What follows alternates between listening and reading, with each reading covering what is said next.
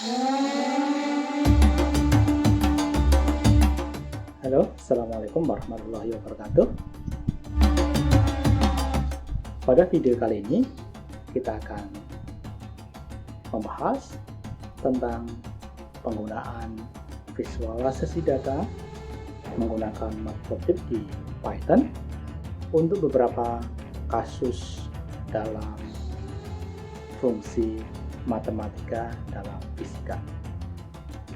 Pada video yang lalu kita telah belajar bagaimana teknik dasar membuat visualisasi dengan plot grafik menggunakan pyplot atau matplotlib dalam Python. Sekarang yuk kita terapkan dalam menggambarkan fungsi-fungsi dalam deret Fourier. Ikuti video ini. Jika video dalam channel ini bermanfaat, silahkan like, share, komen, dan jangan lupa untuk subscribe dan klik tombol loncengnya. Ya, pada sesi kali ini kita akan membahas tentang penggunaan matplotlib untuk visualisasi data yang kita akan aplikasikan dalam perkuliahan fisika matematika 1 atau matematika untuk fisika 1, di mana dalam matematika fisika telah dibahas tentang deret Fourier. Ya, deret Fourier itu merupakan deret yang kita manfaatkan untuk menguraikan suatu fungsi dalam suku sinus dan kosinus. Dalam hal ini, deret Fourier itu berkaitan dengan analisis harmonik dari suatu fungsi gelombang misalnya. Nah, kita akan mencoba untuk membuat visualisasi dari problem section 5 di buku Mathematical Method in the Physical Sciences, edisi ketiga dari Bu Boas. Ya, kita akan mencoba untuk memvisualisasikannya. Sebagaimana kita lihat bahwa di dalam problem section 5 nomor 1 itu disajikan ada sebuah fungsi fx di mana dia periodik dari min v sampai dengan v 1, 0, 1, 0, 1, 0 seperti itu. Jadi periodiknya dari min V sampai 0 itu 1, kemudian dari 0 sampai V itu 0, kemudian dari V sampai 2V itu adalah 1, dari 2V sampai ke 3V itu nanti 0, terus berulang periodenya. Nah, kalau kita menggunakan solusi deret Fourier ini, dari deret Fourier ini dihasilkan fx itu sama dengan setengah min 2 per v dikalikan dengan sin x per 1 plus sin 3x per 3 sin 5x per 5 dan seterusnya sampai tak hingga. Jadi nilai dari fx hasil atau deret Fourier dari fx itu akan bernilai sama dengan fungsi awalnya, yaitu fx sama dengan 1 untuk min v sampai 0 untuk x-nya dan sama dengan 0 untuk 0 sampai v, itu ketika sukunya sampai tak hingga. Kalau sukunya ini tidak sampai tak hingga, tentu akan ada errornya. Nah, dalam pemrograman komputer ini kita akan mencoba untuk memvisualisasikan bagaimana menggambarkan fx ini, deret Fourier-nya. Jadi Fourier series ini di dalam Python dengan menggunakan bantuan dari matplotlib. Dalam hal ini kita menggunakan pyplot saja yang sangat sederhana. Dalam pemrograman ini juga kita akan pelajari penerapan dari function dan modul, serta kita akan juga menggunakan list, belajar list lagi agar tidak lupa untuk kita terapkan dalam kasus ini. Mari kita coba untuk membuat code-nya. Anda ikuti step by step. Kemudian jika ada hal-hal yang tidak pas atau Anda tidak jelas, nanti bisa kita diskusikan di dalam perkuliahan. Oke, kita coba untuk menggunakan PyCharm. Kita menggunakan PyCharm Community Edition, jadi ini halal, gratis.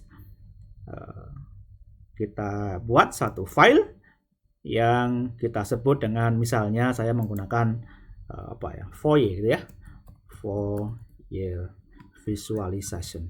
Oke, ini, nah kita sudah punya Fourier ini.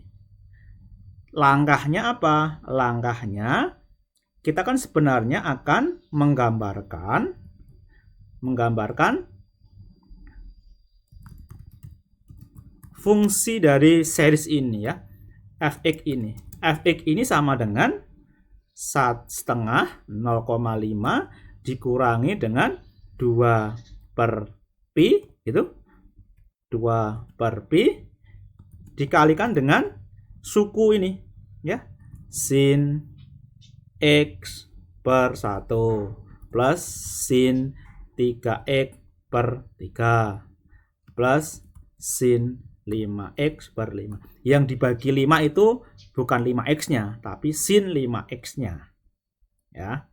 Dan seterusnya ini sampai ke sin nx per n misalnya. Dan seterusnya. Ini harusnya itu sampai tak hingga. Nah, kita akan mencoba untuk melihat kalau saya atau kita memotong sampai suku pertama, efeknya kayak gimana? Kalau sampai suku kedua, bagaimana? Sampai suku ketiga, bagaimana? Jadi, kalau kita nanti bisa memvisualisasikan ini, maka kita akan bisa melihat bagaimana fungsi ini akan fit atau cocok dengan fungsi awalnya itu kira-kira sampai dengan n keberapa. Secara theoretical mestinya sampai tak hingga. Tapi kita bisa membatasi misalnya sampai suku keberapa visualisasi ini akan menunjukkan bahwa fx ini sudah fit. Seperti itu. Oke, kita akan mencoba untuk membuat plotting dari fungsi ini. Kalau kita cermati bahwa fx ini ya, karena ini fungsi dari x, maka ada kaitannya dengan x, posisi x-nya. Ya, kita nanti akan menggambarkan dalam soal itu kan, dari periodiknya adalah min v sampai dengan v. Nanti kita akan menggambarkan mungkin dari min 3v gitu ya, sampai dengan 3v, sehingga lebih panjang ya, gambarnya akan lebih banyak yang bisa kita lihat. Kita bisa akan melihat bentuk periodisasinya seperti apa. Kalau kita lihat, ini adalah ketika n-nya 1 itu adalah 1x. Ketika ini adalah 2, n-nya 2 itu 3x. Ketika suku ketiga itu 5x.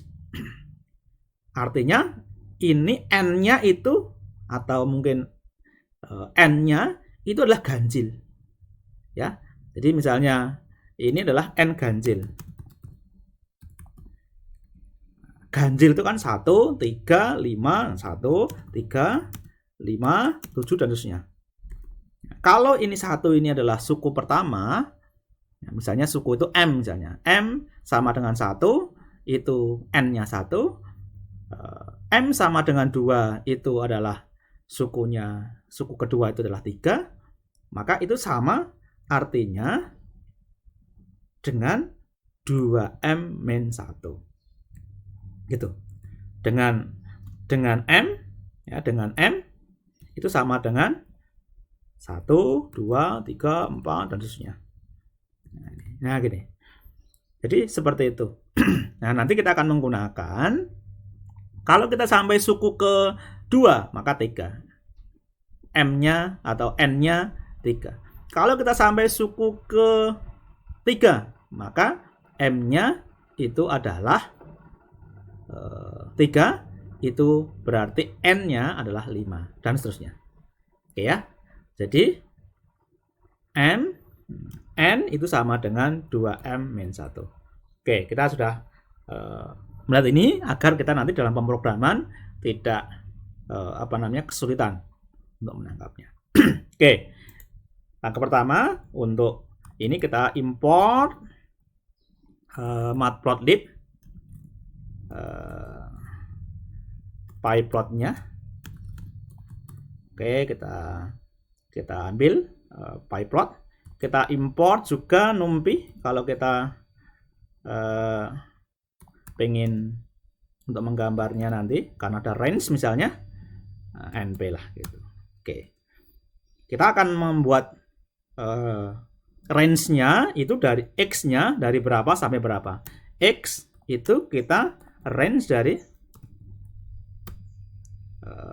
misalnya dari berapa sampai berapa, np titik pi. Nah, ini kemudian berapa pi ini kira-kira? 3 pi mungkin ya, 3 pi. Kemudian sampai berapa v? Kalau ini misalnya dari kiri ya min 3 v lah, min 3 v sampai dengan 3 v gitu. Dengan selangnya dx-nya itu kita akan melihatnya, menggambar grafiknya itu misalnya berapa, 0,1. Nanti kita perbaiki 0,1, 0,2, 0,3 dan seterusnya seperti itu. Oke, nanti kita akan perbaiki kalau memang kurang halus, x-nya akan kita perbaiki. Oke, ini sudah punya x-nya.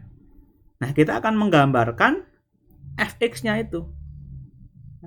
Kalau kita secara manual, kita bisa mengatakan gini, y sama dengan, ini juga bisa 0,5 gitu, min 2 per np titik pi. Nah, ini kalau seperti ini 2 bagi np, nah, dikalikan dengan apa yang dalam kurung. Seperti itu. Nah, kalau Anda pengen tidak terlalu pusing, nah, ini dikasih kurung, nggak apa-apa. Nah, kalikan dengan, nah ini misalnya np sin dari x-nya ya, sin x gitu, x per 1 ditambah dengan np titik sin dari 3 kali x itu per 3 itu ditambah dengan misalnya np titik sin 5 kalikan dengan x per 5. Oke, kita potong sampai sini dulu. Nah, ini adalah cara gobloknya, cara paling bodohnya kalau kita akan menggambarkan y sebagai fungsi dari x itu. Kita akan coba untuk memplotnya.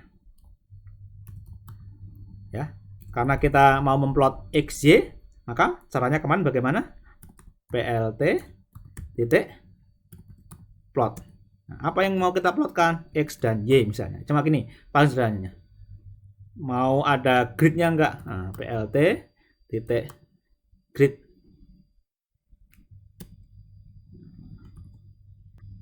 Oke, kemudian kita show-kan. Oke. Nah, apakah seperti ini bisa jalan? Kita coba dulu for y ini. Mana for y?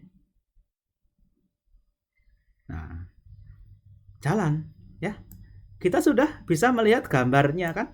Nah, ini sangat sederhana. Jadi, nah, mestinya gambarnya itu kan gini. 1, gitu kan? 1, 0, 1, 0, gitu kan? 1, 0, dan seterusnya seperti itu.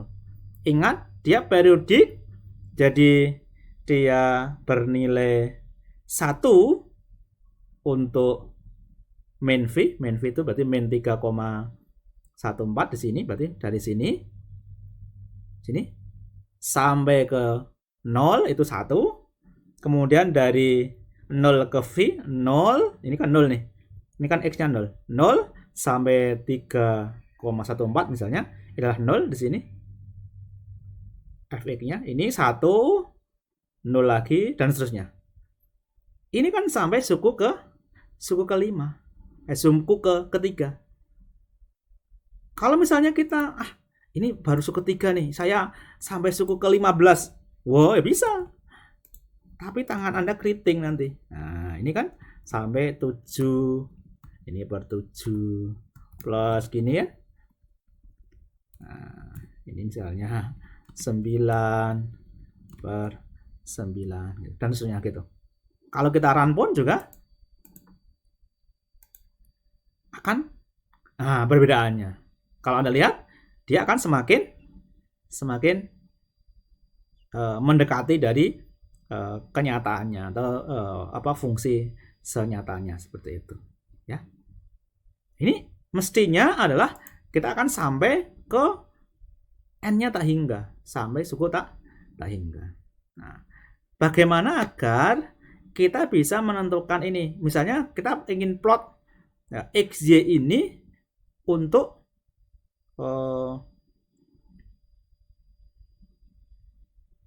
Y ketika N-nya 1 bagaimana ya? Ketika M-nya 1, ketika N-nya 3, ketika N-nya 5, ketika N-nya 7, atau suku pertama, suku kedua, suku ketiga, suku keempat, suku kelima, dan seterusnya. Jadi kalau M-nya itu misalnya M-nya 5, maka 2 kali 5, 10 kurang 1, 9. Berarti ini 9. Kalau kita sampai suku ke 10, berarti 2 kali 10, berarti 20 kurang 1, berarti 19. Gitu. Seperti itu. Nah, kalau kita coba untuk seperti itu, maka kita membutuhkan fungsi. Kebetulan ini sin X saja, sin X per X. Atau sin X per sin NX per ya, sin NX per N. Jadi sangat mudah. Nanti kalau kita memperoleh fungsi yang agak sulit, maka kita harus membuat fungsi itu. Nah, coba kita buat satu function. Oke. Kita buat function. Misalnya apa? Kita buat fungsinya adalah bn ya, fbn ya, ini fungsi untuk bn-nya. Karena ini sin hanya bn-nya. Kita fungsinya itu adalah inputannya x dan n, gitu kan? Resultnya adalah apa? np titik sin dari X. Anda boleh mengganti parameternya, variabelnya ini. Kemudian sin n kalikan dengan X ternyata gitu dibagi dengan n. Nah, oke, cuma gini aja. Cuma gini sudah. Berarti fungsinya sangat simpel sebetulnya. Kebetulan sangat simpel. Nanti kalau ada fungsi yang lain, Anda bisa menyesuaikan. Oke. Sekarang kita akan mencoba untuk menggambarkan untuk setiap suku. Jadi kalau ini sampai suku pertama bagaimana? Suku pertama itu M ya. M 1, 2, 2 itu seperti suku kedua, M-nya 2 itu suku kedua. Ketika suku kedua N-nya berapa? Berarti 2 kali 2 min 1, berarti 3. Suku ketiga M-nya 3, berarti 2 kali 3, 6 kurang 1, berarti N-nya 5. Maksudnya seperti itu. Oke. Untuk looping, Anda masih ingat? Ya, kita menggunakan while saja agar kita lebih gampang ya. Kita di sini M-nya mula-mula 1, ya, M-nya mula-mula 1, kemudian while kita akan menentukan M maksimum berapa, sampai suku ke berapa sih kita pengennya itu. M, ini misalnya max M. Nah, while M lebih kecil atau sama dengan max M, apa yang dilakukan? Nah, oke. Max M-nya belum ada, kita tentukan di sini. Berapa sampai max M itu seberapa? Misalnya sampai suku ke 5 misalnya. Ya, ini adalah jumlah suku maksimum yang ditinjau. Ingat N-nya itu adalah 2M-1. Oke ya, kita masih ingat. Oke. N itu sama dengan 2 kalikan dengan M-1. Oke. Kemudian apa yang harus kita lakukan? Yang harus kita lakukan itu adalah kita kan sudah punya mau menulis ini. Sebenarnya kita akan menggantikan ini sampai suku ke M-nya. Jadi kalau suku ke M itu berarti N-nya adalah 2M-1. Ini 2M-1 sampai dengan 2M-1 itu. Nah, ini kan sebenarnya kan 0,5 min 2 per N P per P dikalikan dengan ini. Yang mau kita ulang-ulang kan sebenarnya ini nih. Yang dalam kurung ini. Nah, ini nanti akan kita jumlahkan saja secara di terakhir. Oke, berarti yang kita lakukan adalah mengubah ini bagaimana? Misalnya kita anggap misalnya sum Y-nya, sum Y.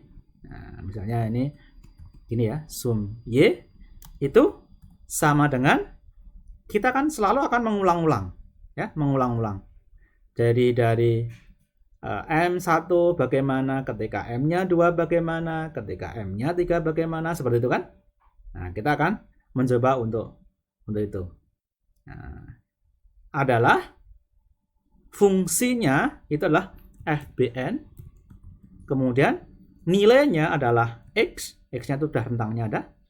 Kemudian kita punya N di sini.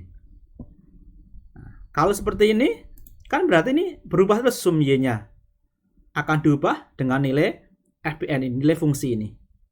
Nah, karena ini adalah penjumlahan, misalnya kita mau sampai suku kedua, M-nya misalnya 2, maka ini adalah 2 kali 2 min 1, berarti sampai suku ke sini aja, sampai suku ke ini. Berarti kan nilainya adalah sum Y itu dari ini plus ini. Lah sum Y-nya ini berapa mula-mula? Ya mula-mula 0. Lah mana? Belum ada. Nah, kita buat di sini. Kita definisikan bahwa sum Y-nya itu sama dengan 0. Nah, kita tahu bahwa tadi kita sampaikan bahwa yang dalam kurung ini kita akan sebut sebagai sum Y. Kalau kita hanya seperti ini, maka kita hanya akan melihat satu saja, tidak ada penjumlahan. Padahal maunya adalah sum ini adalah penjumlahan dari mula-mula, misalnya 0, kalau M-nya 1, berarti suku pertama ini, berarti N-nya adalah 1. Kalau kemudian ini sudah sampai M kedua, maka ini adalah 2M dan 1, berarti 3. Sini berarti tambah. Nah, kita butuh plus di sini. Oke. Jadi sum Y sama dengan sum Y plus fungsi dari FBN ini tadi ya, fungsi yang kita buat tadi. Oke, ingat bahwa kalau kita mau plot X dan Y itu harus dalam bentuk list. Ya, list. X sudah dalam bentuk list ini. Ya, pakai range itu berarti sudah dalam bentuk list. Oke, kita sudah tahu ini. Nah, sekarang kita akan membuat Y-nya, hasilnya ini akan kita masukkan ke dalam Y-nya itu sebagai list. Nah, kita sudah sampai pada menjumlahkan yang ada dalam tanda kurung ini sampai suku keberapa yang kita inginkan. Ini M mulai dari 1, suku pertama, suku kedua, suku ketiga, dan seterusnya. Oh iya, ini kita harus menambahkan M-nya, kita update M-nya, itu harus kita tambah dengan 1. Agar ini sampai pada M maksimum, sampai misalnya sampai suku kelima, maka ini adalah sin 9X per 9. Jadi ini X-nya tetap ada, N-nya adalah 2M min 1, seperti itu. Nah, kalau sudah sampai di sini, kita sudah menghitung yang ada dalam kurung ini. Y itu adalah 0,5 min 2 kali dalam kurung dibagi dengan NP ada 2 per P, seperti yang ada dalam solusi analitik ini. Nah, oke, kita matikan dulu komennya. Y itu sama dengan 0,5 min 2 kalikan dengan sum Y, kemudian dibagi dengan NPP, kan gitu kan. Jadi 0,5 min 2 kali sum Y ini tadi yang dalam kurung dibagi dengan NP. Ini saya tulis biar lebih gampang, karena kalau 2 per NPP nanti Anda cukup sulit untuk menangkapnya karena masih newbie, maka saya nuliskannya 2 kali sum Y per NP. Ini lebih gampang dicerna. Jadi 2 kali dalam kurung dibagi dengan ini gitu. Walaupun dalam Python Anda bisa menuliskan 2 per NPP dikalikan dengan sum Y. Itu juga sama artinya. Oke, kita sudah mencoba untuk menuliskan Y-nya. Nah, kita coba akan run terlebih dahulu seperti apa. Nah, kita peroleh kan? Jadi ini 1, 0, 1, 0. Min 3,14 min V sampai dengan 0 itu 1. Dari 0 sampai V itu 0. Ya, nilainya fx-nya 0. Dan seterusnya seperti itu. Nah, oke. Nah, coba kalau kita misalnya mau ini sampai 50.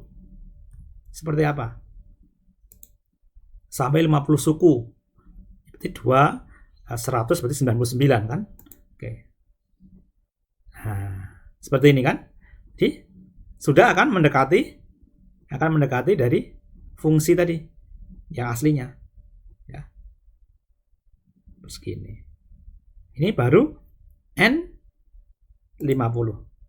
Coba kalau Anda tidak menggunakan function dan tidak menggunakan looping, maka tangan Anda keriting kalau nuliskan seperti ini terus. Ya. Sampai 500 misalnya. Sampai 500. Kita run.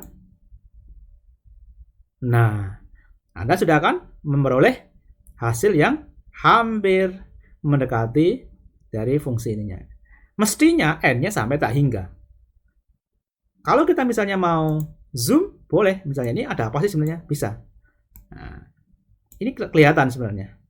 Jadi ada, sebenarnya harusnya kan stat, ini satu thread ini kan, seperti ini. Tetapi di sini ada ripple-nya. Ada ripple-nya di sini. Nah, inilah nanti di dalam pemrograman itu ada error. Di sini lah. Ketika N-nya semakin banyak, artinya sukunya yang kita perhatikan semakin banyak, maka ini akan semakin bagus. Nah, kalau nggak percaya kita buat 5000 deh. 5000 N-nya. Kita cek. Run Fourier Face. Nah, ini lebih bagus. Kalau kita zoom pun akan lebih bagus. Walaupun ada ripple-nya, pasti ada ripple-nya. Nah, kan ada ripple-nya kan? Ada ripple-nya. Walaupun kecil. Ini perbesaran berapa ini? Nah, sampai perbesarannya adalah kecil banget kan ini. Nah, jadi ini 0,001 kan, kira-kira seperti ini. Ripple-nya masih ada. Ya, ripple-nya masih ada. Walaupun kalau kita lihat seperti ini memang kan sangat kecil. Karena kita diperbesar maka kelihatan. Kalau ini sudah tidak kelihatan seperti itu. Nah, ini gunanya kita menggunakan function dan looping dalam pemrograman ini. Sehingga kita nggak perlu lagi menuliskan secara manual ini. Kita nggak perlu lagi untuk itu. Nah, bagaimana lebih nyaman Anda menggunakan Python untuk visualisasi? Tugas Anda adalah coba untuk setiap suku tadi digambarkan. Ya, digambarkan dalam satu plot, dalam satu kanvas itu misalnya untuk satu ini. Oh, kalau 2 nanti Anda akan tahu perkembangannya misalnya sampai dengan 100 sampai M-nya 100 misalnya. Seperti apa? Dan lengkapi dengan misalnya legend-nya. Ya, lengkapi dengan labelnya. Ya, X-nya dan Y-nya. Misalnya fx dan X misalnya. Silakan. Saya tunggu nanti seperti apa hasilnya. Prinsipnya, prinsip dasarnya Anda sudah ketemu. Silakan dipercantik dari matplotlib-nya itu visualisasinya sehingga kita bisa mencoba-coba lagi untuk menggambarkan misalnya fungsi atau direct Fourier ini untuk berbagai macam kasus yang lain. Oke, kalau ada hal-hal yang perlu didiskusikan bisa tulis di komentar atau juga bisa menuliskan di grup perkuliahan kita.